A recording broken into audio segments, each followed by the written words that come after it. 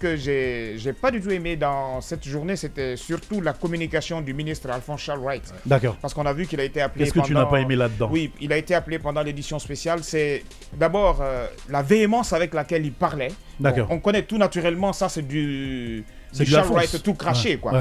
Mais au-delà de ça, c'est nous montrer pratiquement qu'il avait connaissance que la sécurité n'était pas assez renforcée du côté de la maison centrale et qu'ils ont pris ces hommes, ils les ont envoyés là-bas sciemment. Oui, mais tu voulais entendre quoi? Non, mais parce que dans sa communication, on pouvait comprendre. Yacine, tu auras tout le temps de parler. Dans sa communication, on pouvait comprendre. Il dit mais s'il y a des choses aussi qui ne collent pas, il sera obligé de revenir parce qu'il était en plateau justement. Évidemment, qu'au niveau de la maison centrale, qu'il y a le premier cordon où il y a la sécurité, mais à l'intérieur que les gardes pénitentiaires ne sont pas armés. Ce qui n'est pas faux. Oui, c'est vrai, c'est pas faux. Mais le problème, il est où? C'est qu'il savait que la sécurité n'était pas aussi renforcée que ça. Et ces personnes. C'est pas ce qu'il a dit. Je suivais aussi. Même si tu étais Donc, qu'est-ce que tu as compris, toi? Voilà, ce que moi j'ai compris, qu'il savait que la sécurité n'était pas assez renforcée du côté de la maison centrale. Si le premier cordon était celui où il y avait une patrouille mixte, où il y a une patrouille mixte qui était là et que là on pouvait voir les gens avec des armes. C'est-à-dire que quand le premier cordon est dépassé, on a tout un boulevard devant nous. C'est ce que cela voulait entendre. Et moi, là où je me pose des questions, c'est pourquoi les avoir envoyés là-bas, tout en sachant que la sécurité n'est pas assez renforcée et que ces personnes, on a vu Dadis du côté du Burkina, il était en résidence surveillée. Et pourquoi on n'a pas créé ces mêmes conditions pour lui ici? Je pensais plus que s'il était dans une résidence surveillée en Guinée, la sécurité serait encore plus renforcée. Peut-être sur un périmètre de 100 mètres ou encore un peu plus. Voilà, moi je me pose cette question. Il peut tout de même pas être voilà, et il faut rappeler aussi que dans les bandes de 17h, 18h, il y a le Conseil supérieur de la diaspora forestière qui avait même sorti un communiqué. Voilà. Ça c'est un gros n'importe quoi. Voilà, non mais ce communiqué, voilà, dans ce communiqué, c'est qu'il disait... Non, tu sais, après, le truc, c'est que les gens se retranchent toujours derrière leur communauté. Non, mais parce qu'ils estiment que toutes ces personnes qui étaient en cavale, toutes ces personnes qui ont été exfiltrés ou extirpés de la prison, qui sont sortis de la maison centrale, appartiennent tous à cette même communauté, la communauté forestière. Donc, ils pensaient juste qu'il fallait faire un communiqué à l'endroit de cette communauté et informer et demander un petit peu la diligence du CNRD par rapport au dossier. Et après, on a vu ce qui a suivi, la radiation de tous ces hommes. Suspension de vol, il n'y avait pas de vol. Ah oui, mais tout est fermé. Ce matin, à partir de 4h du matin, que les choses ont repris du côté de Merci pour cette information, Robert. Désormais, c'est la question sécuritaire qui nous inquiète tous, surtout la sécurité pour les autres accusés. Voilà, c'est vrai, il y a la question sécuritaire qui est primordiale, mais aussi il y a cette pagaille un peu entre griffes au sein du gouvernement quant à sa communication. D'accord. Parce que, question sécuritaire, premièrement, parce que je le disais dans une autre émission, dans le Grand Oral hier, le 2 octobre dernier, quand on a vu tout ce défilé militaire-là, en tant que Guinéen, on en était fiers. Mais derrière ce défilé, on se disait que oui, mais écoutez, d'un point de vue sécurité, on peut désormais respirer. Être fier. Mais ce qui s'est passé, ce cadre-là, nous amène à nous interroger réellement sur la question de savoir est-ce que nous sommes en sécurité malgré cette montée en puissance de cette unité d'élite qu'on appelle les forces spéciales. Parce que le siège, le vrai siège aujourd'hui des forces spéciales, c'est bien Kaloum. Mais qu'on voit un commando, arriver à Kaloum avec la plus grande facilité et réussir à exfiltrer des détenus de renom à la maison centrale, ça interroge vraiment. Et toujours en parlant de cette sécurité-là, il y a quand même, c'est vrai, les gardes pénitentiaires ne sont pas armés, mais je crois que devant la maison centrale, quand même, il y a un arsenal militaire qui est installé là.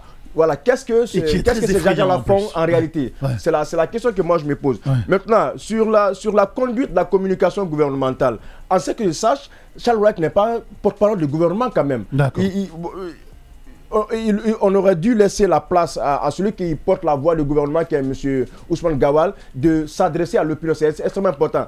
Si vous avez été attentif, Charles Wright intervient sur certaines questions, et bien voilà, c'est Mori Kondé qui prend le contre-pouce pour ce qui est de la fermeture des frontières, entre autres. Donc il y a quand même cette zizanie au niveau de la communication. Parce que Charles avait parlé de la fermeture des frontières, mais Mori Kondé est venu contredire.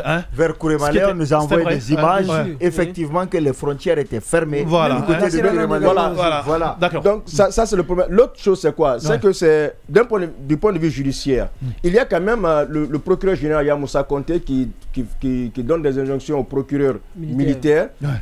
Les infractions d'évasion ou d'enlèvement, quoi qu'il en soit, parce qu'il y a quand même, il faut prendre la chose avec beaucoup de prudence.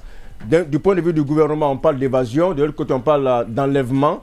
Donc, on attend de savoir, avec la conduite des enquêtes, quelle infraction va être retenue. Mais il y a quand même le procureur militaire du tribunal de première instance permanent militaire à qui on a fait injonction d'ouvrir des enquêtes. Maintenant, les infractions d'évasion, puisque c'est du côté du gouvernement, est-ce que c'est une infraction militaire ou de droit commun? Parce que je sache, c'est une infraction de droit commun. Est-ce que le procureur militaire en était compétent? En est compétent de conduire la chose. Peut-être comme là, les mises en cause sont les militaires. Donc, la dernière chose, c'est la communautarisation du débat.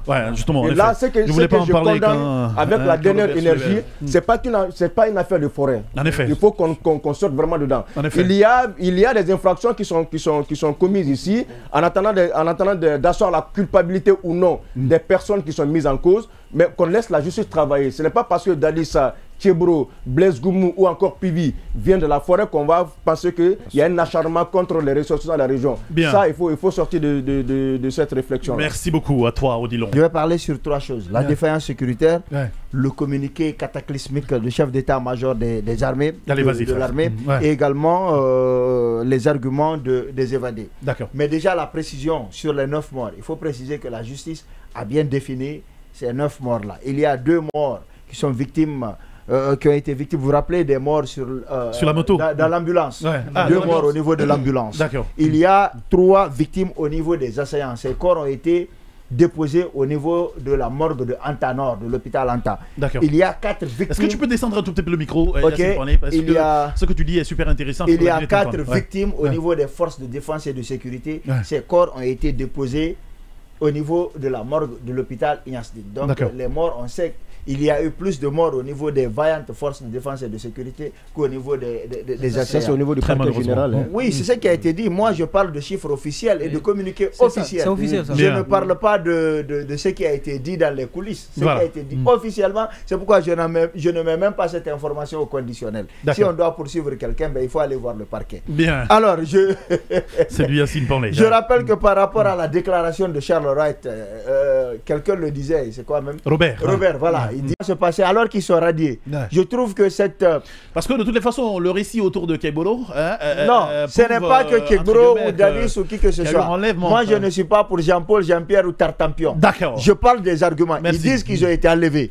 C'est un juge qui doit déterminer s'ils se sont effectivement évadés ou s'ils ont été enlevés. Maintenant, déjà, ils sont radiés des effectifs de l'armée. D'accord. S'il s'avère qu'ils ont été enlevés, qu'est-ce qui va se passer?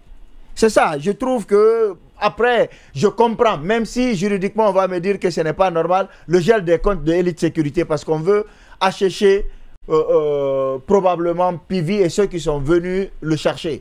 Enlever ou évasion, je ne me prononce pas sur cette question. Je comprends parce qu'ils ont besoin aussi d'argent pour s'évader, pour disparaître. Je pense que je comprends, même si ça entraîne trop de problèmes, même si juridiquement on me dira que ce n'est pas normal.